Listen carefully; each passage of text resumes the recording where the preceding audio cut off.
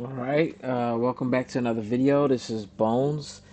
This is another episode of Road to Mythic.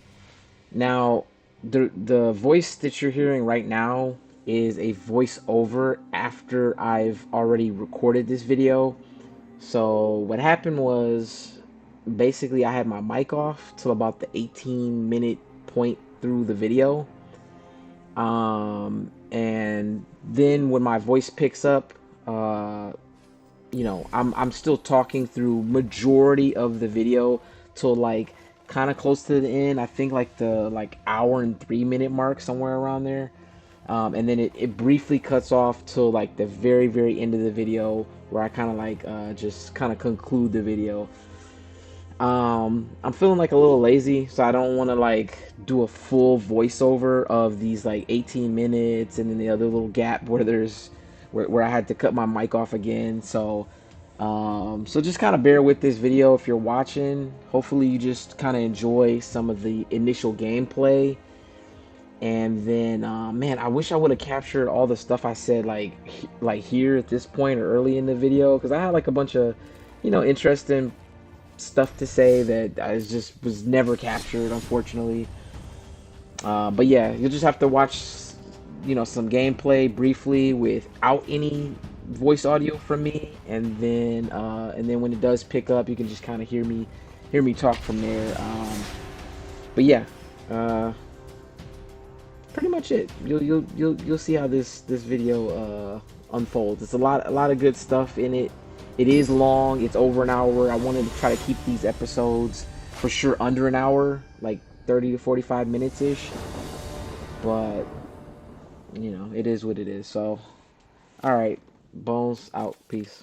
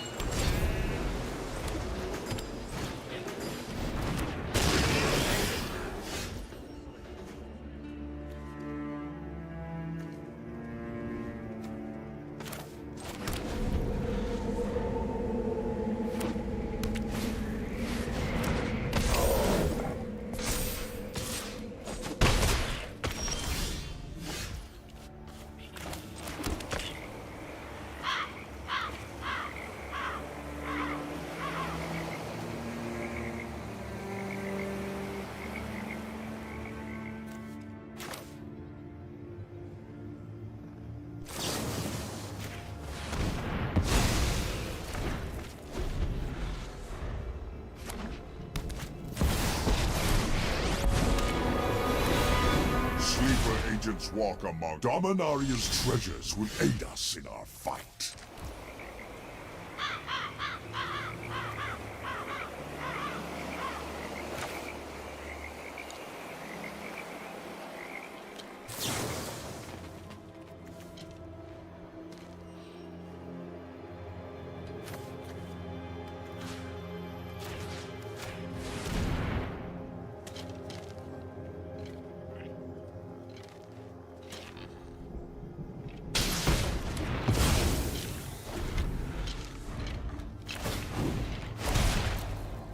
Every Power Stone fuels our cause.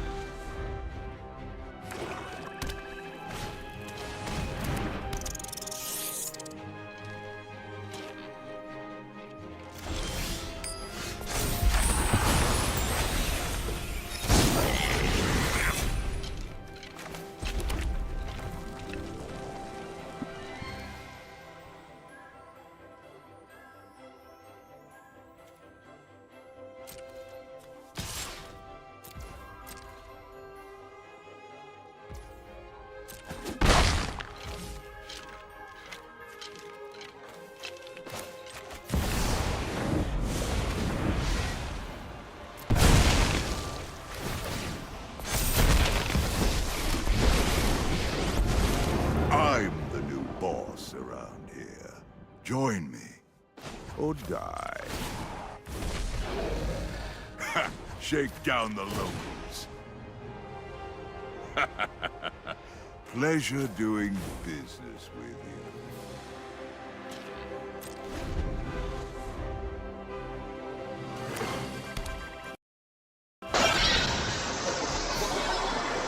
Uh-oh. I might not have been recording audio all this time, which would suck. I'm gonna have to do a voiceover to this.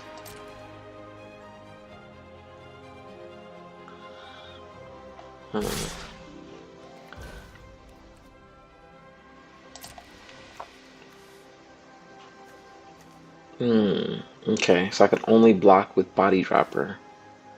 Yeah, we're gonna pass on that. I'll take the damage. Okay. I guess I could have sacrificed the little devil dude. Took one of those guys out, but it's all good.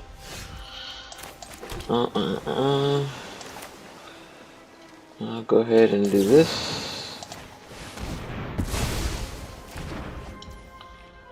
And then I'll go ahead and do... Defy me, and you'll lose everything. Okay, he discards that. Okay. Your punishment is my entertainment. Alright.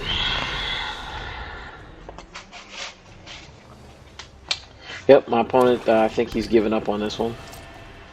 So I'll hit him with a good game back. Alright, yeah, shoot. So I just noticed, I think my mic has been off all this time, which means that I'm going to have to do a voiceover for the other portion of this video I've been recording so far. Man, kind of sucks. But hey, we're close to ranking up to Silver Tier 1. So keep the progress going.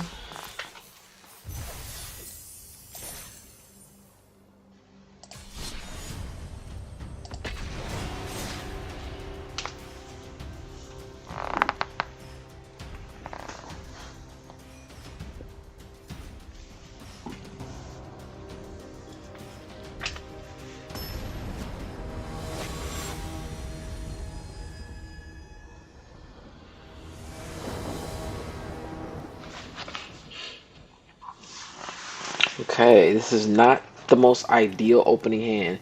I'm sitting here with two lands.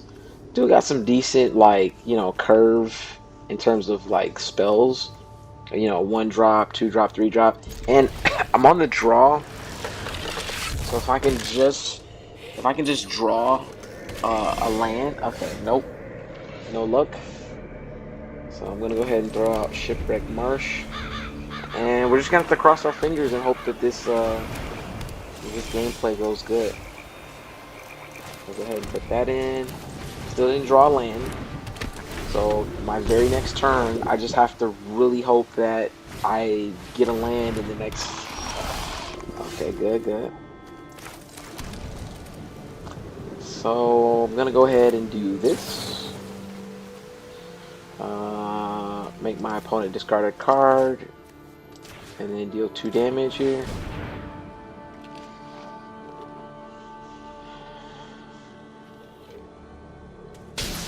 Ooh, so he discards a Sheldred. That is actually a good, kind of good, but it tells me he probably has another one in hand. If he got rid of a Sheldred, that's one of the most valuable cards you can get. So oh, look at that, another land. Okay, so. Man, question is, should I put this out or no? I think I'm just gonna go ahead and put out Body Dropper. I'm gonna hold off Whelp until I can haste it in, but yeah, we'll go ahead and do that. End turn. Oh, I got 1 poison counter on me already. And then the Skrelv Hive, they're putting out. Okay, figured he had a kill spell. Oh, thanks. Alright, got another Another swamp. Okay, go ahead and do this. And then I'm gonna use his haste ability. Huh. Yeah, we'll just go ahead and attack with everything. Man, so he's gonna deal like 4. Ooh, he's gonna do 4 poison damage to me. That's actually not good. Maybe I should have held back the Archfiend Vessel. Huh.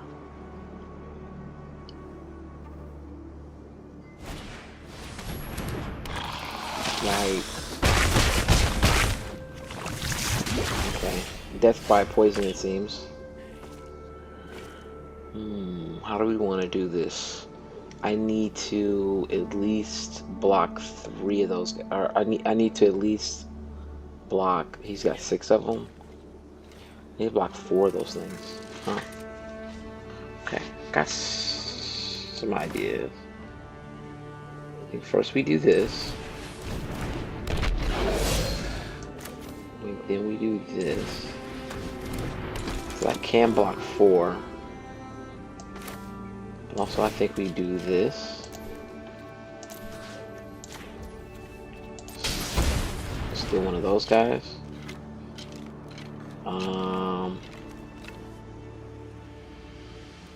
then I'm not gonna attack.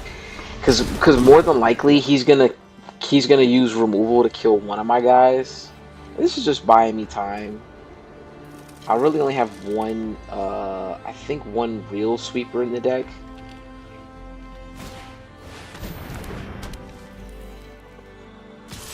See how this goes. Okay, so he's just gonna attack with everything. Smart on him. Only one thing is gonna actually get through. I will have to sacrifice those Archfiend Vessels. Oh, okay. Triggers a little bit of damage.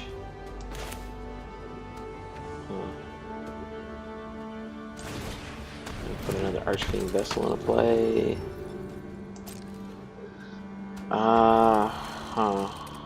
Okay.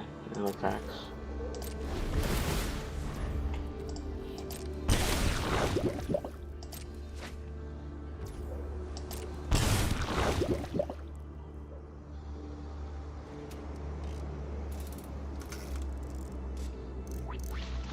So my opponent does.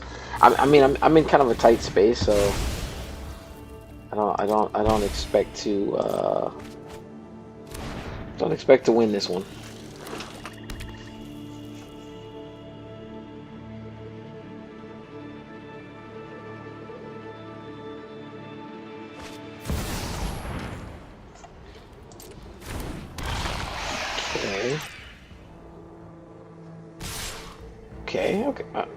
Okay.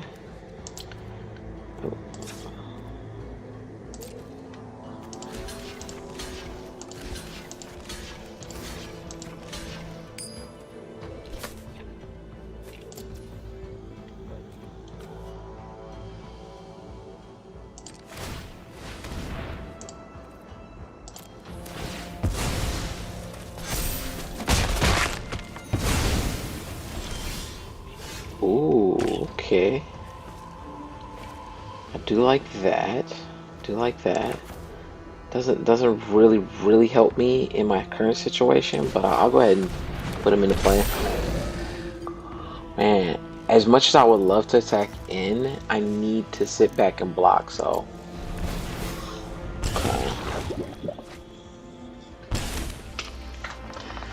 With all the cards that he's been able to draw, he's like guaranteed to have some sort of removal. Makes sense that he would remove this guy. Seems like he's looking at him.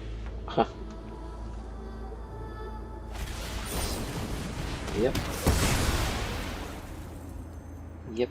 Destroys that guy. Uses the Convoke too, so he's got enough mana that he could probably use another removal spell. Should probably be in his best interest. Okay, nope. Does that. Really? She's gonna attack in. Okay. I'll gladly block him. I guess that does ping me for a couple life with Brand, but oh, okay.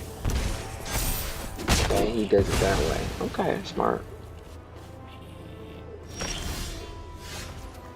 Huh. Okay. We'll hold on to that for a second.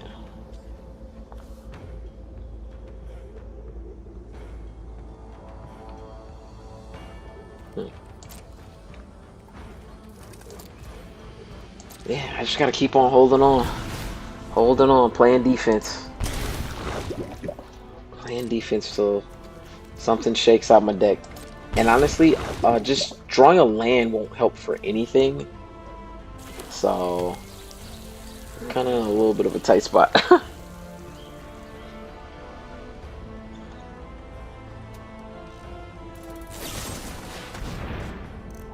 Nice.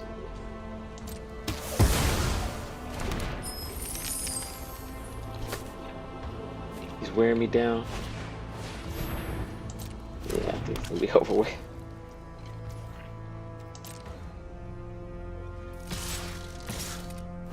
Hmm.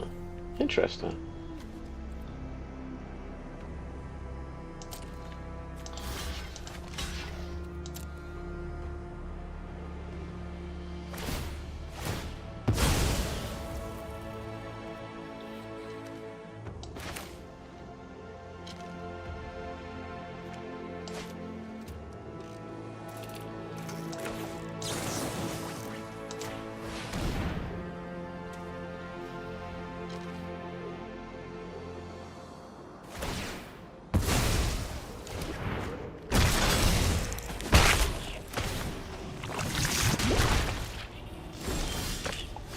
Okay, I've lost this one, so I'm gonna go ahead and let's see what happens.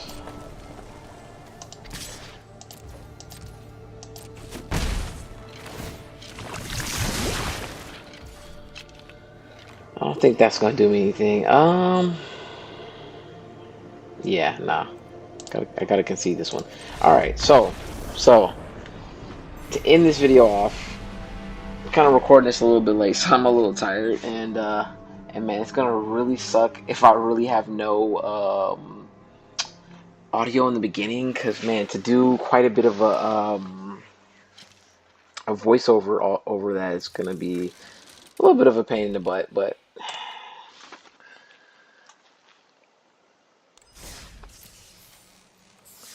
alrighty. So just gonna go ahead and go into it. So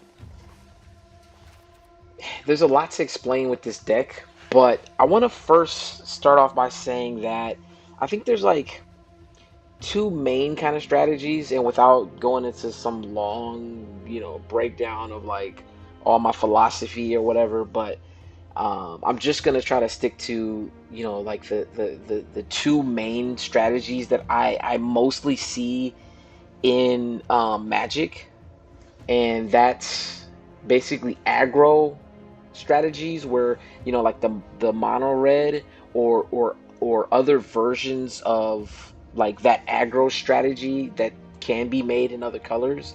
I've seen people do aggro in like mono blue or blue white or just white, um green, and depending on the way you build black can kind of have like a bit of an aggro strategy. And I do feel like a lot of the games that you play, especially in arena, especially probably more so standard, but historic too, um a lot of players are really trying to play like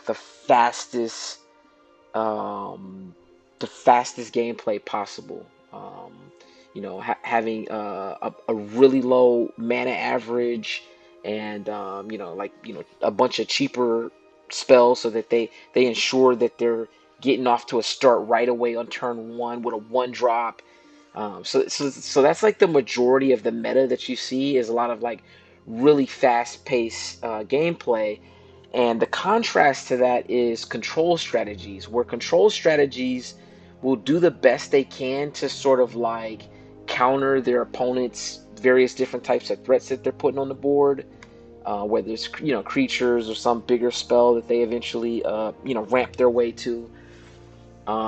Control is trying to either do literal counter spells or just a variety of different removals, sweepers, you know, in order to sort of drag the game out and play defensively to combat that aggro strategy, and then sort of like slowly chip away at their opponent and pull off a win in sort of a late game scenario. So and then the way I look at the two opposing styles, aggro versus control, I view them as sort of like the bull and the matador. And I'm pretty sure everybody, if you're listening, probably are familiar with the, bullfighting that's popular from Spain, and then it's the matador that combats the bull. And whatever it is, I get some people are really impatient players. They don't want to think long for a turn. They want to just go, go, go, go, go, go, go. Throw some out, throw some out, throw some out, throw some out, throw some, and go, go, go, go, attack, attack, attack, attack. And like that's their whole way of playing the game. And I don't know, but I find that gameplay relatively boring unless you can do something a little unique and creative along the way with a bit of an aggro strategy, or just a go big or go wide strategy or over the top. Like there has to be some little nuanced thing that makes it kind of cool and unique. Otherwise, just playing the same old aggro strategy gets boring. And trust me, I've played it, and I've done pretty much some of every type of deck strategy, deck type there is. But me personally, I prefer to play a bit more of a mid-range game slash control. I'm more of a control-ish type of player.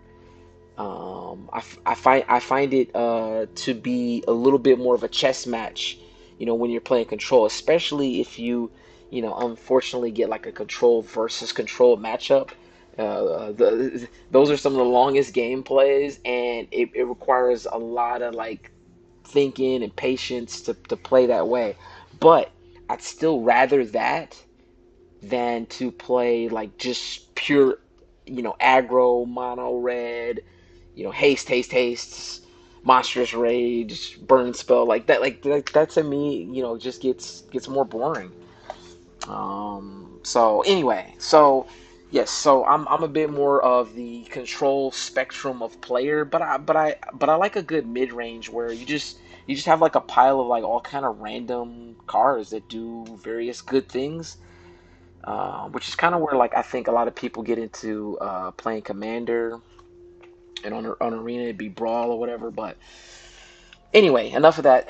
I'm gonna go into this deck that I created called El Matador, and by the way, I don't know if my pronunciation is the best on that because I'm not Spanish speaking like that, but yeah, El Matador. Anyway, go ahead and show you guys what the deck looks like. I'm not gonna go into a whole lot of depth of explaining each individual card in here, but I struggle with deciding between, do I want to do my typical 65 card deck, or do I want to do a 75 card deck? I ultimately decided on doing the 75 card deck just because there were certain cards I really didn't want to cut, and so I felt like, okay, I'm just gonna like build this out to 75 cards, and I have like a specific strategy for building decks, whether they're the typical either 60 or 65 cards, or if it's a 75 card deck. And really, I don't really build decks bigger than 75, but in theory, I could. Because, like I said, there's a certain ratio of lands that you want to have. There's a certain number of like things that will kind of ramp you, and just get more lands into your hand. You want a certain amount of card draw, a certain amount of removal. I have like a little bit of a formula for each of those, for the ratio and percentages that I think makes like a nice balanced deck. And so yes, and I'm not gonna break down the details of that in this video at the moment, but so I pretty much applied that formula to this deck that I built. And so I built it out with like a nice balance of a lot of things. I'm also a big fan of planeswalkers, So in every deck you'll see at least one planeswalker typically in every one of my decks. Um, oh, and then the other really important thing. So these other couple of decks I've been playing do not fit a balanced curve method for building the deck. I just sort of like threw cards together. This actually follows my curve strategy, and so you can kind of see the way this graph looks up here. It's more of like an even slope versus I can just show you just some other deck at random, like this Game of Thrones deck that I made. Yeah, so this one's like kind of all over the place. There's not even any one drops for this one. So I think those are kind of like all even across the top of there. Hold on, let me go back. I don't know if I should look at the Grixis Possessed, but maybe. Yeah, okay. So look how this one, how that graph is there. Like it's not like an even progression from the one drops up to the a 7 drop or whatever the highest mana value card is. Again, going back to this one that I built, where you can see there's like a bit more of a progression. With the highest quantity cards being 1 drops, and then it kind of progresses on down. And then I'm gonna go to this other deck that I've been playing. I passed it.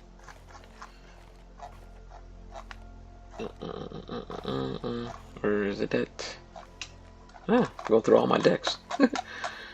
Oh, here we go. Double trouble. So yeah, so this is like main deck I've been playing.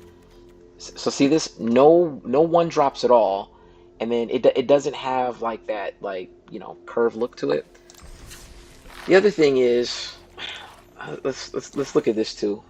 Pretty much all the decks that I don't follow this curve strategy, they end up with all sort of random mana averages. If you look at this is a 4.3 mana average. Like this deck is like the higher the mana average, more likely the more games you play where you have a really slow hand. No matter how your opening hand is, you probably have a bunch of high mana cost spells that you won't get out until turns 3, 4, so on and so forth, or whatever your average is. There's like a good chance that there's no 1 drop, so there's nothing I could ever play on turn 1. And then with 2 and 3 drops, there's a chance that I might not have a 2 or 3 drop in my hand, and then the first card I can play is turn 4. So you want as low of a mana average as you possibly can to have a more successful and consistent playing deck, and just to get off at a faster pace to match the fast pace of what a lot of opponents are going to be playing at. So if I go back to decks again, I'll just show this deck I've been playing, which is this Grixis Possessed. This mana average is 3.4. Again, not as bad as the 4 plus, but still above a 3.0. This Game of Thrones one, if I did a recent video for that. Yeah, but look at this, 3.9 mana average. There is a bunch of 1-drops, but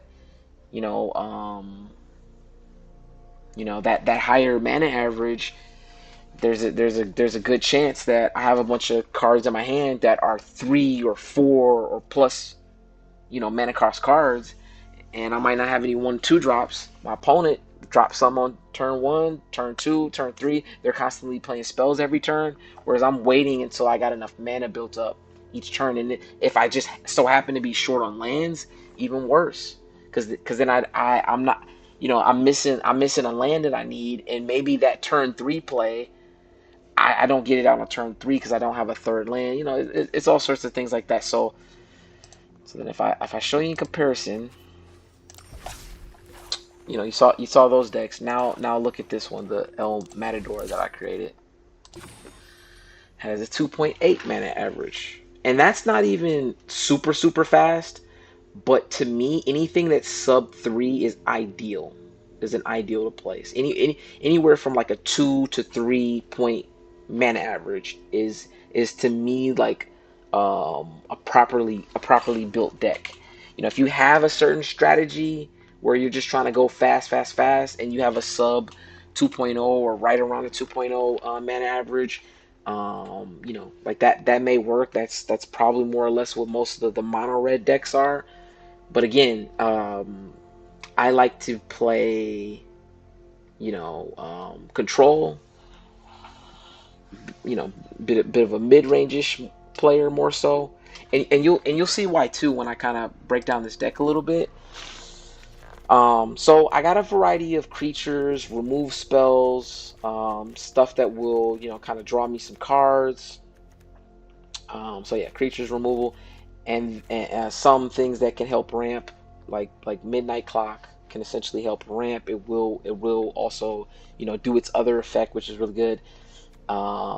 This restoration of Aganjo, this thing will allow you to search your library for planes, put it in your hand. So if turn 3, you put out your third and last land that was in your hand. You play out this Iganjo card, and that'll give you another land in hand, so that for sure turn 4 you got a land to play. So stuff like that is good at building your deck, but also this deck, since I am using blue, I do have a couple of counter spells. So I got this Bring the Ending as a counter spell. Not gonna go deep as to why I chose this versus other counterspell options, but I got that. I got this one, which is kind of a versatile card that could counter a spell, or it could dig into my deck and draw me a couple of cards. So that kind of is like a little bit of both, a little versatility, and then I have Mana Tithe, and basically, um, without going into a bunch of detail, I wanted to have a cheap counter spell that's ideally 1 mana, and I could have used Spell Pierce, but Spell Pierce can only counter non-creature spells, which does cover a lot of different things that you can counter with it, and probably the majority of the things that you would want to counter. But Mana Tithe gives you the versatility of countering anything. So I chose to put this in the deck over Spell Pierce. And usually when you get an opponent with Spell Pierce, you have probably 1 mana up, and your opponent taps completely out when you hit them with the Spell Pierce.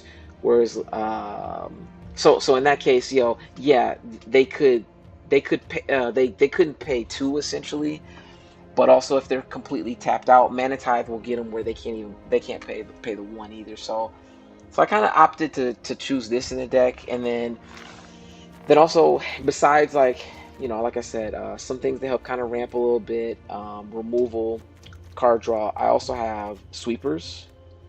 I went with this Supreme Verdict as a sweeper because it can't be countered. Just in case I get a little mirror matched, I'm playing somebody else with counter spells. This can for sure sweep the board. I don't have to worry about it getting countered.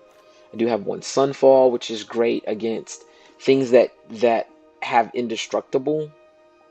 So Exile will just bypass that indestructible ability if a creature card happens to have that. So I just have one Sunfall, but then I got 2 Farewells, which also exiles. Except this can hit more than just creatures. It can hit artifacts, enchantments. It can wipe the graveyard. So I'm a big fan of Farewell. It does kind of suck, I know, to get hit with a Farewell when you built up this big board state. It does suck for it to be done against you, but a lot of times it's the only answer to a very aggressive strategy by opponents where they're just loading up the board with tons of stuff, and this might be your only answer.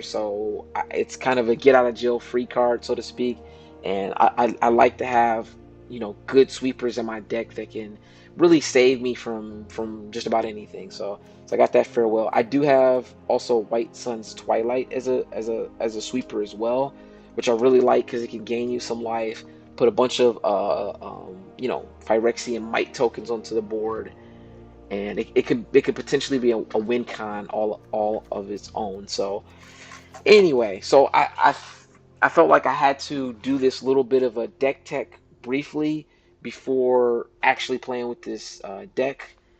And so I'm going to get on with the rest of the video so you can kind of see how this plays out.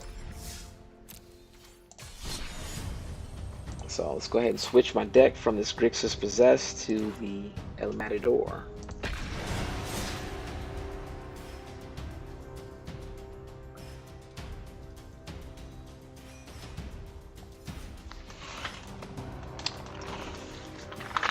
I did do some testing of this deck earlier with, you know, a little more than 50-50 success. It seemed like with the combination of cards I chose for this deck, seems like I run into a lot of really powerful opponents. So Arena must have a way of kind of, you know, figuring out the power level of or the weight of my cards that I'm playing, and yeah, I tend to get matched up with opponents with, you know, pretty equal power level decks, so to speak. So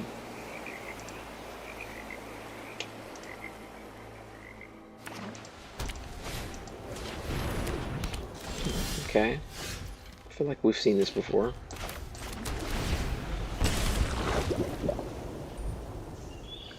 I do think I want to remove that if I can. Okay. Each player can't cast more than one spell per turn. Interesting. Okay, so I think I'm gonna go ahead and... Oh man, this is so annoying, man. Not that I probably want to play more than one spell per turn, but I think I'm gonna go ahead and do this.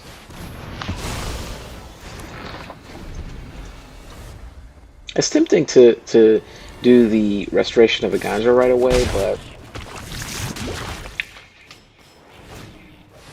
okay, double high noon, interesting. Okay, let's go ahead and put this out. And go ahead and get this into play.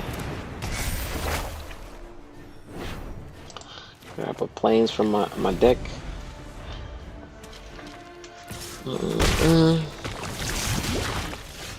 Okay. Discard a card. Yeah, let's go ahead and discard Novice Inspector. Yeah.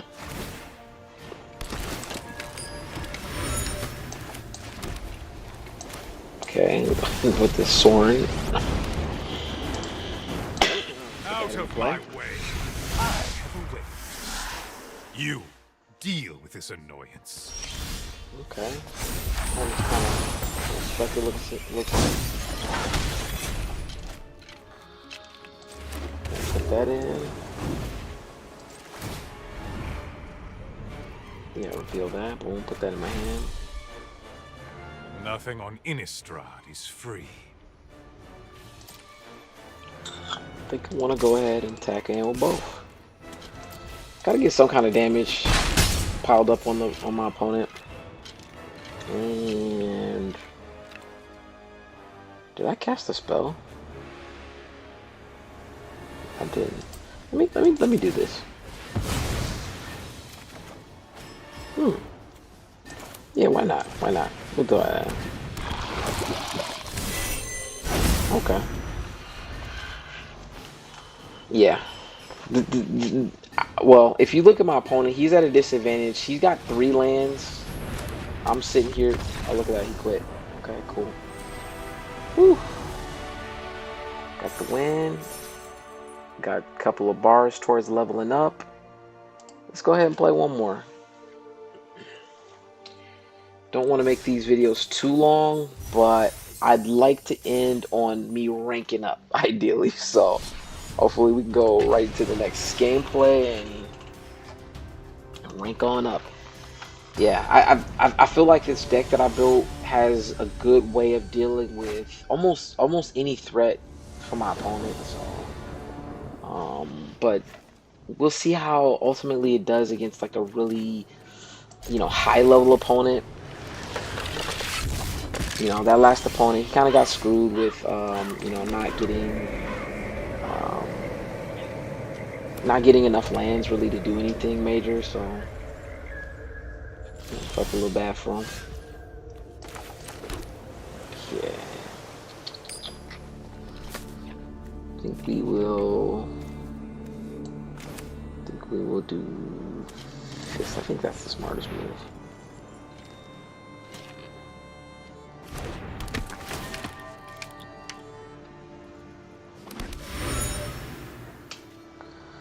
So I don't know what my opponent has up his sleeve. Probably some removal, but he had mana open. He could have maybe been holding up some sort of counter spell, but that's what it is.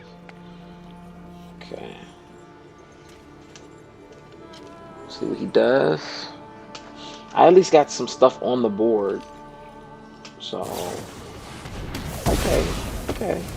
Use removal to get rid of that. Okay. Definitely gonna wanna do this. Yeah, because I got no land. Oh my gosh. That just kills me right now. Wow. Wow. I think we'll get rid of this White Sun's Twilight. I'm nowhere near being able to play that like I want to play it, so wow, I got screwed there with the no land drop, so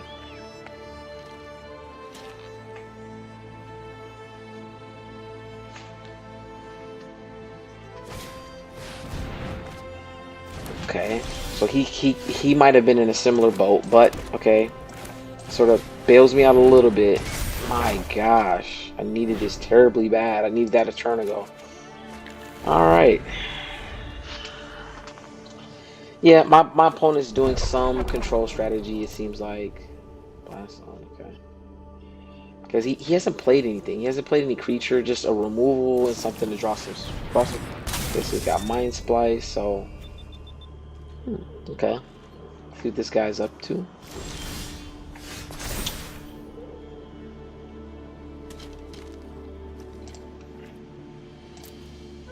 So, I think I want to do this.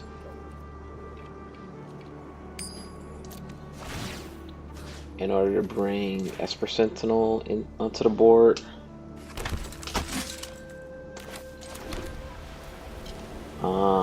And then I'm gonna hold up mana that I could like counterspell with. So yeah, we'll hold up.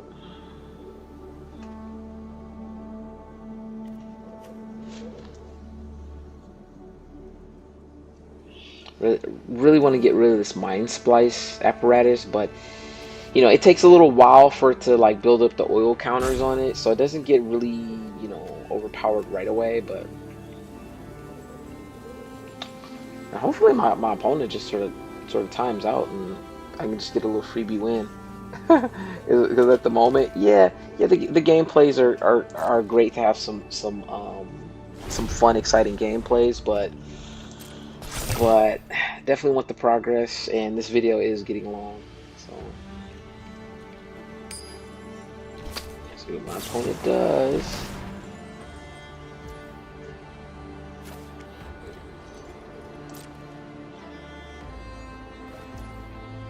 Okay, just gotta take that.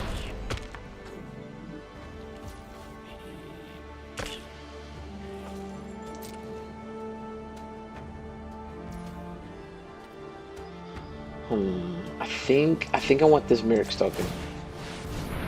Even though there's probably other things I could do.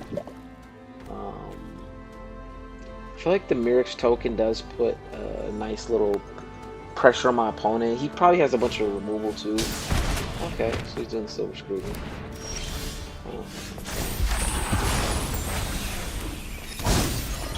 Man, again, no land drop, so it's. Yikes. Okay, well, go ahead and attack in with the might.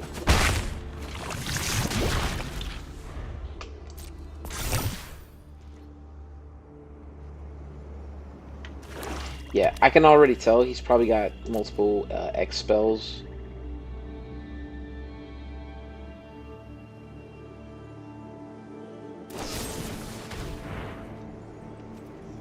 Okay, so he's gonna destroy that. Okay.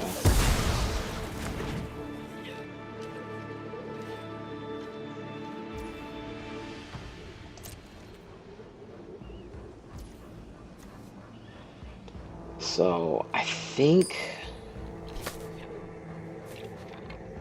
I want to do this void. Well, how many cards do I got?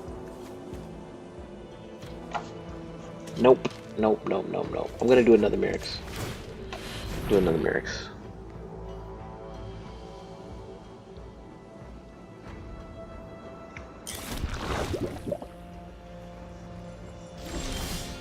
Okay, gotta land that time.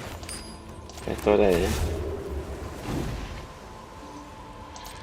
Go ahead and attack in with the 2 mites. More than likely, my opponent has some spot removal.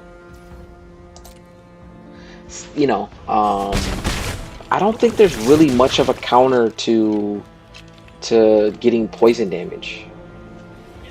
So, like, I don't think my opponent. I don't know. I don't think there's like a way.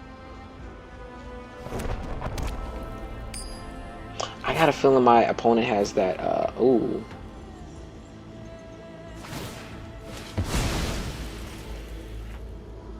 Interesting. Well, why not do this? Make another one.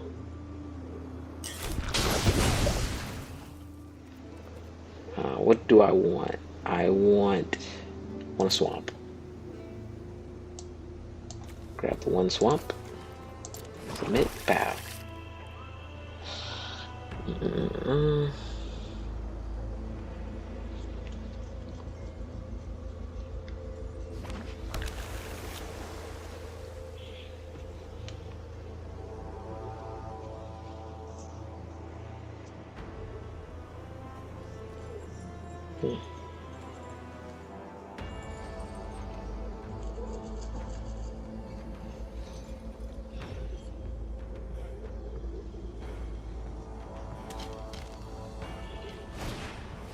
Deadly cover-up. Interesting.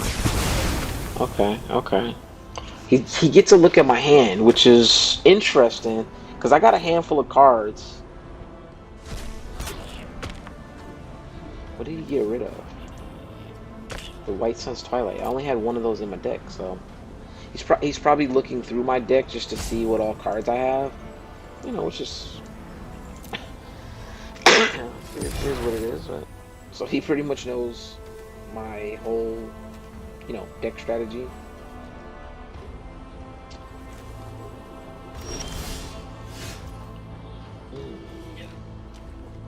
What do I want to do now?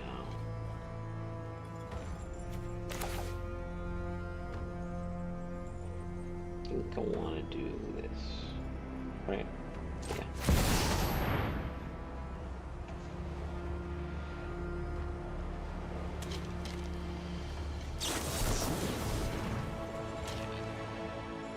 Yeah. Yeah. Of course. Holding on to counter spells. Okay. Figured he might have something up his sleeve along those lines, but.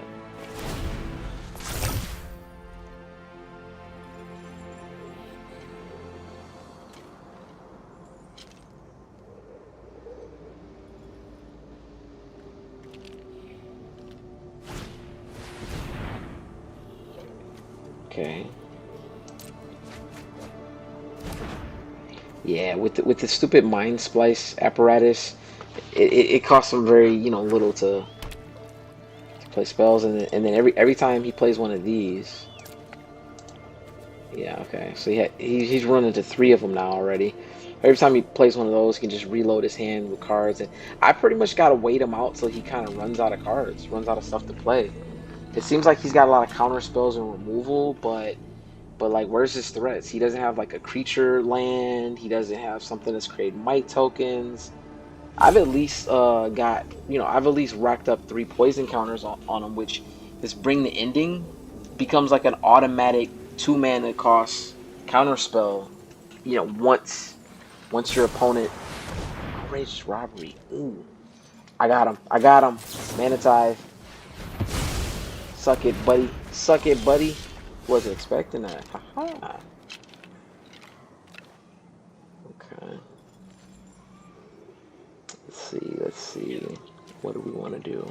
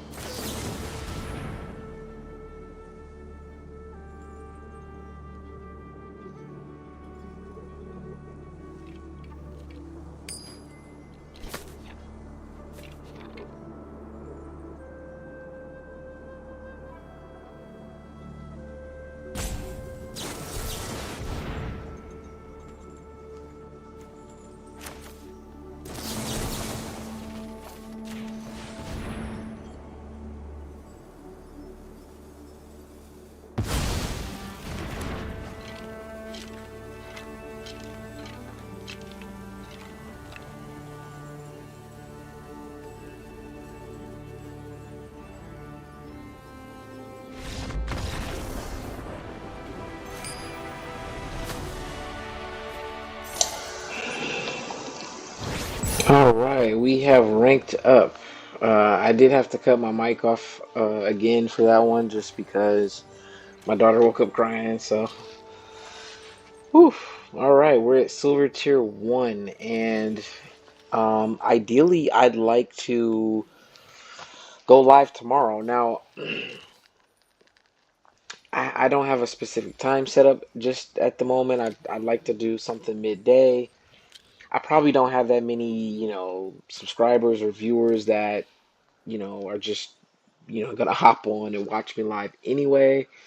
So this will just be my first experience, just kind of giving it a try. And hopefully down the road, when I do build up my channel and get more viewers, we can have something a little more scheduled and planned where people can see me live. Also, obviously, at the moment, if you're watching and listening, I just have just voice audio set up now. I will in the near future get a actual face cam so people can actually watch me while I play.